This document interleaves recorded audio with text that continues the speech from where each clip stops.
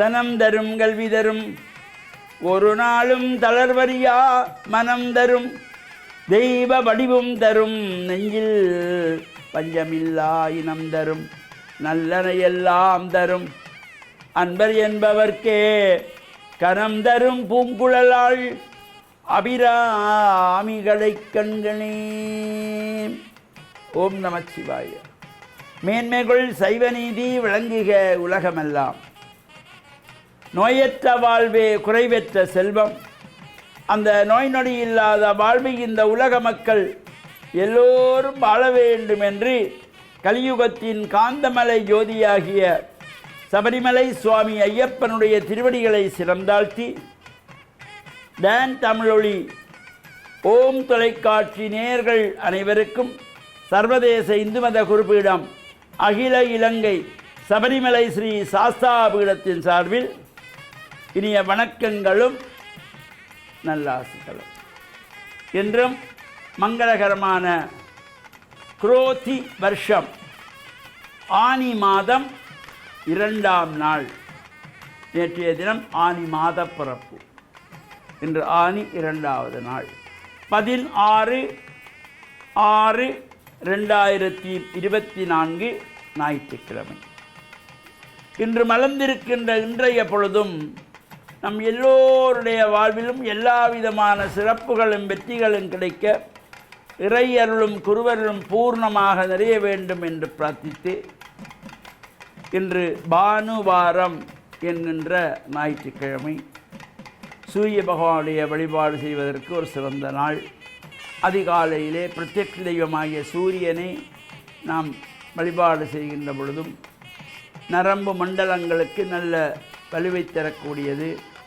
நவக்கிரகங்களுக்குள்ளே நடுநாயகமாக இருக்கின்ற சூரிய பகவானுக்கு சிகப்பு பட்டி சாத்தி சிகப்பு செவ்வரத்தை போன்ற சிகப்பு மலர்களாலே அர்ச்சனை வழிபாடுகள் செய்கின்ற பொழுதிலும் எல்லா விதமான சிறப்புகளும் நமக்கு கிடைக்கக்கூடியது. இவ்வாறு நாம் இந்த ஆலய வழிபாடுகள் செய்கின்ற பொழுது நாம் இந்த கலர் ஆடைகளை தவிர்த்து கொள்ள வேண்டும். வெள்ளை ஆடை அணிந்து ஆலயங்களுக்கு செல்ல வேண்டும். இந்த கலர் ஆடைகளை அணிந்து கொள்வது யாரென்றால் இல்லறத்தை வேண்டாம் என்று வெறுக்கின்றவர்கள், ஒதுக்குகின்றவர்கள், சந்நியாச நிலைக்கு தங்களை கொண்டு செல்லுகின்றவர்கள். அவர்கள்தான் இந்த மஞ்சள் வேட்டி, காவி வேட்டி, சிகப்பு வேட்டி என்று இந்த கலர் வேட்டிகளை அணிந்து இந்த இல்லற பந்தத்திலிருந்து விடுபடுகின்றவர்களாக தங்களை காட்டிக்கொள்வதற்காக ஏனைய கலர் வேஷ்டிகள் கடைகளிலே வியாபார ஸ்தாபனங்களை வியாபாரத்தில் இருப்பது ஆலயங்களிலே பூஜை பண்ணுகின்ற குருமார்கள் கட்டிக்கொள்வதற்காக. இப்போ அதை எல்லோரும் வாங்கி கற்ற பழகிட்டார்கள். கடையில் விற்குது, நாங்கள் வாங்குகிறோம் என்று. ஒரு காவல்துறையிலே ஒரு போலீஸ் அதிகாரி போடுகின்ற யூனிஃபார்மை இன்னும் ஒரு அதிகாரி போட முடியாது. அதற்குள்ளேயே ஒரு வித்தியாசங்கள் இருக்கிறது. ஒரு ஆலயத்திலே குருமார்கள் கட்டுகின்ற வேஷ்டியை கும்பிடப் போகின்றவர்களும் அதைத்தான் கட்டிக்கொண்டு செல்வதாக இருந்தால் அதற்கு ஒரு வித்தியாசம் இல்லாமல் போய்விடும். அடுத்து நாம் இந்த நிலையை அடைவதற்கு சந்நியாச நிலைக்கு வர விரும்புகின்றவர்கள், எங்களுக்கு திருமணமே வேண்டாம், நாங்கள் துறவியாக செல்லப் போகிறோம் என்று எண்ணுகின்றவர்கள் இந்த காவி வெற்றி கட்டிக்கொள்ளலாம். அவர்களால் அதை கட்டிக்கொள்வார்கள். எனவே ஆலயங்களுக்கு செல்லுகின்ற பொழுது வெள்ளை வேட்டி சால்வை அணிந்து நாம் ஆலயங்களுக்கு செல்ல வேண்டும். விபூதி ருத்ராட்சம் அணிந்திருக்க வேண்டும். சைவ சமயத்தவர்களாக இருந்தால் விபூதி ருத்ராட்சம் கண்டிப்பாக அணிந்திருந்தால் தான் அவர் சைவ சமயத்தவர். அதே போல் தாய்மார்கள் நாகரிக உடைகளை தவிர்த்து திருமணமானவர்கள் பட்டு சேலை அணிந்து ஆலய வழிபாட்டுக்கு செல்ல வேண்டும். திருமணமாகாத பிள்ளைகள் பட்டு பாவாடை தாவணி அணிந்து ஆலய வழிபாடுகள் செய்ய வேண்டும். இந்த நாகரிக உடைகளோடு ஆலயங்களுக்கு செல்வதை தயவு செய்து தவிர்த்து கொள்ளுங்கள். அதனால் உங்களுக்கும் எந்த பலனும் கிடைக்கப் போவதில்லை. ஆழ்பாதி ஆடை பாதி. நிறைய வணக்கங்களுக்கு செல்லுகின்ற பொழுது எங்களுடைய கலாச்சார உடைகளோடு, அது மற்ற இடங்களில் நாம் காட்ட முடியவில்லை, ஆலயங்களிலாவது எங்களுடைய சமய கலாச்சார பண்பாட்டு ஆடைகளோடு நாம் சென்று இறை வழிபாடு செய்து இறையருளை பெற்று மண்ணில் நல்ல வண்ணம் வாழ லேன் தமிழொலி ஓம் தொலைக்காட்சி நேயர்கள் அனைவருக்கும் சர்வதேச இந்து மத குருகுலம் அகில இலங்கை சபரிமலை ஸ்ரீ சாஸ்தாபுரத்தின் சார்பில் நல்ல ஆசிகளை கூறிக்கொள்வதில் மனமகிழ்வு கொள்கிறோம். சர்வே ஜனாக சுகினோ பவந்து சமஸ்த சன்மங்களானி சந்து. சுபம்.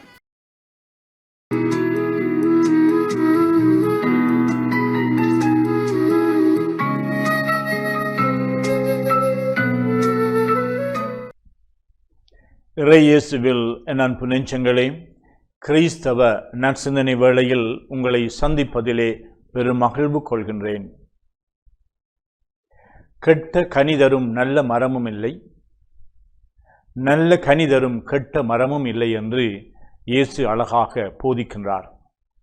அதாவது ஒவ்வொருவரும் தன்னுடைய உள்ளத்திலே இருந்து, அவருடைய உள்ளத்தின் கருவூலத்திலே இருந்து நல்ல கனிகளை அவர்கள் கொடுப்பார்கள் என்று. ஒரு நல்ல மரம் நல்ல கனிகளை கொடுக்கும். அந்த கனிகளிலே இருந்து அந்த மரத்தினுடைய தரத்தையும் அந்த மரத்தினுடைய பொறுமதியையும் நாங்கள் அறிந்து கொள்ளலாம்.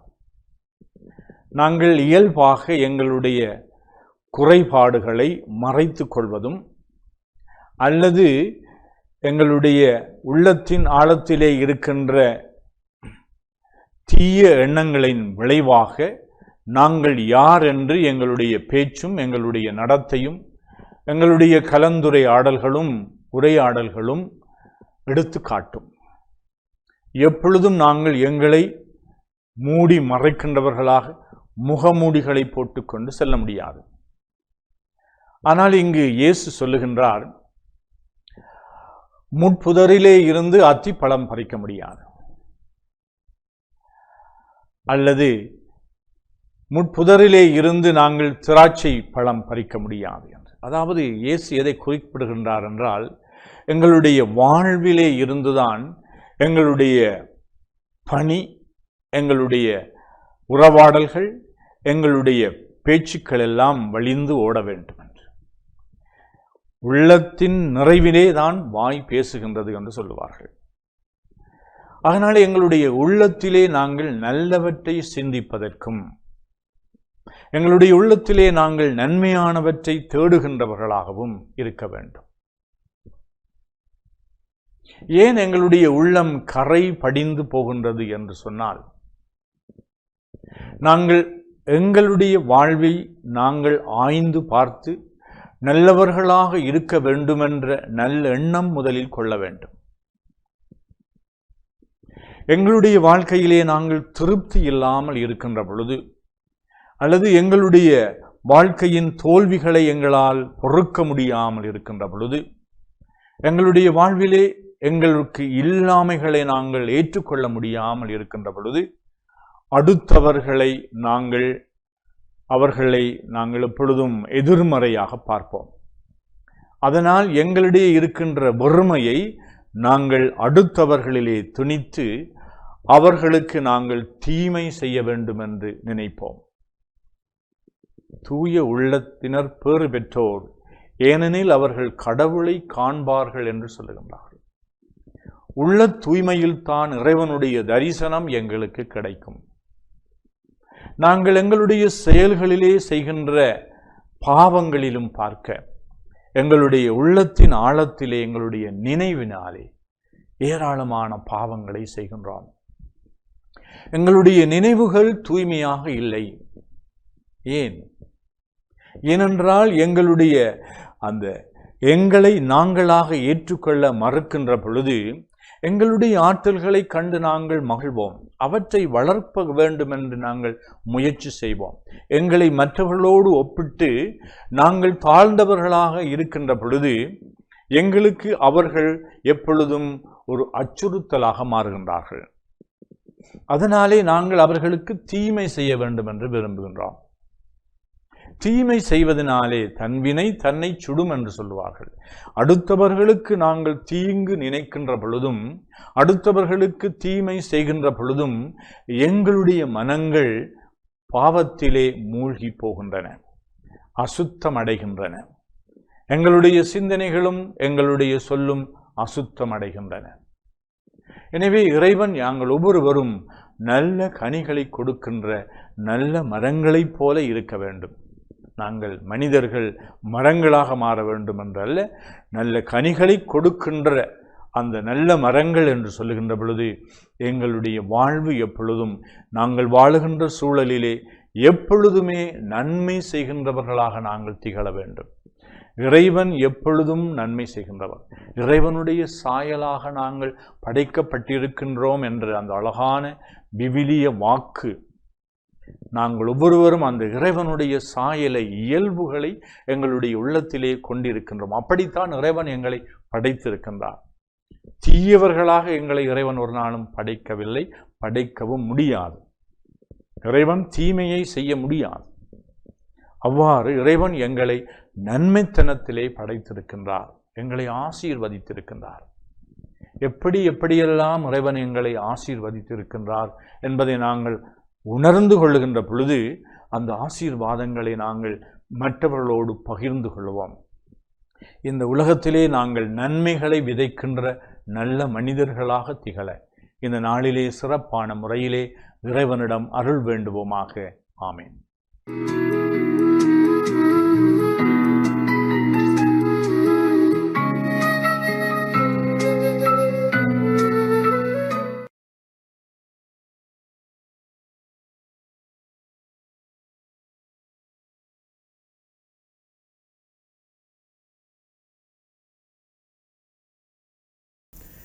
இஸ்லாமிய நற்சிந்தனையினூடாக இணைந்திருக்கக்கூடிய நேயர்கள் அனைவருக்கும் அஸ்ஸலாமு அலைக்கும் வரஹ்மத்துல்லாஹி வபரகாத்துஹு. இஸ்லாம் மார்க்கம் இந்த உலகத்திலே நன்மை என்றால் என்ன, தீமை என்றால் என்ன, நல்ல காரியம் என்றால் என்ன, பாவமான செயற்பாடு என்றால் என்ன என்பதை இரத்தின சுருக்கமாக எங்களுக்கு வரைவிலக்கணப்படுத்தி சொல்லியிருப்பதை நாங்கள் பார்க்கலாம். சஹி முஸ்லிம் என்ற ஹதீஸ் தொகுப்பு நூலில் பதிவு செய்யப்பட்டிருக்கக்கூடிய ஒரு ஹதீஸிலே அல்லாஹ்வின் தூதர் ஸல்லல்லாஹு அலைஹி வஸல்லம் அவர்கள் மிக இரத்தின சுருக்கமாக எங்களுக்கு ஒரு அழகான வரைவிலக்கணத்தை சொல்லுகின்றார்கள். எப்படி? அல் பிர்ரு ஹுஸ்னுல் ஹுலுகி வல் இஸ்மு மா ஹாக ஃபீ நஃப்ஸிக. நன்மை என்றால் அது ஒரு நல்லொழுக்கம், நல்ல பண்பாடு. அதை போன்று பாவம் என்றால் உள்ளத்திலே ஊசலாடக்கூடிய ஒரு செயலாகும் என்று சொன்னார்கள். எனவே நன்மை என்பது எங்களுக்கு நன்மையை பெற்றுத்தரக்கூடிய காரியம், அல்லாஹ்விடத்திலே எங்களை நல்லவர்களாக அடையாளப்படுத்தக்கூடிய காரியம், அல்லாஹ்விடத்திலே மறுமை வாழ்க்கையில் சுவனத்தை எங்களுக்கு பெற்றுத்தரக்கூடிய காரியம் எப்பொழுதும் நல்லொழுக்கமாகத்தான் இருக்கும். நல்லொழுக்கத்தை மையப்படுத்தியே இஸ்லாம் தனது சட்டதிட்டங்களை மனித சமூகத்திற்கு அறிமுகப்படுத்தியுள்ளது என்பதை நாம் மிக தெளிவாக புரிந்து கொள்ளலாம். இந்த உலகத்திலே நாங்கள் அல்லாஹ்வுக்கு கட்டுப்பட்டு அவனை திருப்திப்படுத்துவதற்காக, அவனிடத்திலே முழுமையான கூலிகளை பெற்றுக்கொள்வதற்காக செய்யக்கூடிய எந்த வணக்கமாக இருந்தாலும், எந்த இபாதத்தாக இருந்தாலும் அந்த இபாதத்தின் பின்னணியில் ஒரு நல்லொழுக்கம் இருக்கின்றது என்பதை இஸ்லாம் சொல்லுகின்றது. குறிப்பாக சொல்வதாக இருந்தால், தொழுகையை எடுத்துக்கொண்டால் நாங்கள் கட்டாயமாக ஒவ்வொரு நாளும் ஐவேளை தொழுகையை நிலைநாட்ட வேண்டும், நிறைவேற்ற வேண்டும். அந்த தொழுகைக்கு பின்னால் நல்லொழுக்கம் இருக்கின்றது என்பதை அல் குர்ஆன் சொல்லுகின்றது. எப்படி? இன்ன ஸலாத்த தன்ஹா அனில் ஃபஹ்ஷாஇ வல் முன்கர். நிச்சயமாக தொழுகை பாவமான காரியத்தை விட்டும் மானக்கேடான செயல்களை விட்டும் தடுக்கின்றது என்று அல் குர்ஆனிலே அல்லாஹ் சொல்லி காட்டுகின்றான். எனவே இந்த உலகத்திலே பாவமான காரியங்களை விட்டும் விலகி நன்மையான காரியங்களை நிறைவேற்றுவதில் ஆர்வம் கொள்ளக்கூடிய பக்குவத்தை ஏற்படுத்துகின்ற வணக்கமாக இந்த தொழுகை இஸ்லாத்திலே அறிமுகப்படுத்தப்பட்டிருக்கின்றது என்பதைத்தான் இந்த வசனம் எங்களுக்கு சொல்லுகின்றது. அதே போன்று நாங்கள் ரமலான் காலத்திலே நிறைவேற்றக்கூடிய அந்த நோன்பை எடுத்துக்கொண்டாலும் பசி பட்டினியின் அந்த உணர்வை நாங்கள் உள்ளத்திலே பெற்றுக்கொள்ள வேண்டும். பசியோடு இருக்கக்கூடியவர்கள், தாகத்தோடு இருக்கக்கூடியவர்கள் எப்படியான உணர்வோடு இந்த உலகத்திலே வாழுகின்றார்கள் என்பதை நடைமுறை வாழ்க்கையிலே நாங்கள் உணர்ந்து அவர்களுடைய உணர்வில் எங்களுடைய அந்த வணக்கத்தினூடாக பங்கெடுக்க வேண்டும் என்ற ஒரு தத்துவம் அந்த நோன்பின் பின்னணியில் இருக்கின்றது என்பதை நாங்கள் புரிந்து கொள்ள வேண்டும். அதே போன்று நாங்கள் நிறைவேற்றக்கூடிய ஜகாத், நாங்கள் கொடுக்கக்கூடிய தர்மங்கள், அதன் பின்னணியில் நாங்கள் அல்லாஹ்வுடைய பாதையிலே செலவு செய்யக்கூடிய அந்த பக்குவத்தையும் பண்பையும் நமக்குள் வளர்த்து கொள்ள வேண்டும் என்ற ஒரு தத்துவம் அந்த வணக்கத்தின் பின்னணியில் இருக்கின்றது. இப்படி இஸ்லாம் சொல்லக்கூடிய ஒவ்வொரு வணக்கத்தையும் நாங்கள் எடுத்துக்கொண்டால் அந்த வணக்கத்தின் பின்னணியிலே நல்லொழுக்கம் இருக்கின்றது. எனவே இந்த உலகத்திலே நல்லொழுக்கமுள்ள சமூகமாக முஸ்லிம் சமூகத்தை மாற்றுவதற்காகத்தான் இஸ்லாம் தனது சட்டதிட்டங்களை தொகுப்பு சட்டங்களை எங்களுக்கு அறிமுகப்படுத்தி இருக்கின்றது என்பதை நாங்கள் புரிந்து கொள்ள வேண்டும். எனவே தான் ரசூலுல்லாஹி ஸல்லல்லாஹு அலைஹி வஸல்லம் அவர்கள் மிக ரத்தின சுருக்கமாக எங்களுக்கு சொன்னார்கள், அல் பிர்ரு ஹுஸ்னுல் ஹுலுக், அதாவது நன்மை என்பது நல்லொழுக்கமாகும். வல் இஸ்மு மா ஹாக ஃபீ நஃப்ஸிக, பாவம் என்பது உள்ளத்திலே ஊசலாடக்கூடியது. ஒரு பாவத்தை செய்கின்ற பொழுது அந்த பாவத்தை மற்றவர்கள் காணக்கூடாது என்ற விடயத்திலே மனிதன் கவனம் செலுத்துகின்றான். இரகசியமாக பாவங்களை செய்ய வேண்டும் என்ற உணர்வு மனித உள்ளத்திலே இருக்கின்றது. அதனால்தான் மற்றவர்களுடைய பார்வையில் இருந்து மறைந்து ஒதுங்கி பாவங்களை செய்கின்ற பலவீனம் மனிதனிடத்திலே இருக்கின்றது. இதனைத்தான் நபி அவர்கள் ரத்தின சுருக்கமாக எப்படி சொன்னார்கள், வல் இஸ்மு மா ஹாக ஃபீ நஃப்ஸிக, பாவம் என்பது உள்ளத்திலே ஊசலாடக்கூடியது. மற்றவர்கள் அதை பார்க்கக்கூடாது, மற்றவர்கள் அதை அறிந்து கொள்ளக்கூடாது, மற்றவர்களுக்கு தெரியாமல் செய்ய வேண்டும் என்பதற்காக வேண்டி மனிதன் அதற்கேற்றாற்போல தன்னை மறைத்து அந்த பாவங்களை செய்கின்ற பலவீனத்தோடு உலகத்திலே வாழ்ந்து கொண்டிருக்கின்றான். எனவே ஒரு காரியத்தை அது நல்ல காரியமா தீய காரியமா என்று நாங்கள் எடை போடுவதற்குரிய அளவுகோலாகத்தான் இந்த ஹதீஸை ரசூலுல்லாஹி ஸல்லல்லாஹு அலைஹி வஸல்லம் அவர்கள் நமக்கு கற்றுத்தந்தார்கள். எனவே ஒரு காரியத்தை செய்கின்ற பொழுது அது நம்மில் நல்லொழுக்கத்தை வளர்க்கின்றதா, நல்லொழுக்கத்தை ஏற்படுத்துகின்றதா என்பதை பார்த்து அந்த காரியத்தை செய்வதா இல்லையா என்று நாங்கள் முடிவெடுக்கலாம். அதே போன்று ஒரு பாவத்தை செய்கின்ற பொழுது உள்ளத்திலே ஊசலாட்டம் ஏற்படுகின்றது, மனிதர்கள் அதை பார்க்கக்கூடாது, மனிதர்களுக்கு அந்த பாவம் தெரிய வரக்கூடாது, இப்படியான செயல்களை நான் செய்யக்கூடியவன் என்று மனிதர்கள் அறிந்து கொள்ளக்கூடாது என்று நாங்கள் திட்டமிட்டு மறைத்து அந்த காரியத்தை செய்கின்றோமா, அது நிச்சயமாக பாவமான காரியம். அப்படியான காரியங்களை நாங்கள் செய்யக்கூடாது.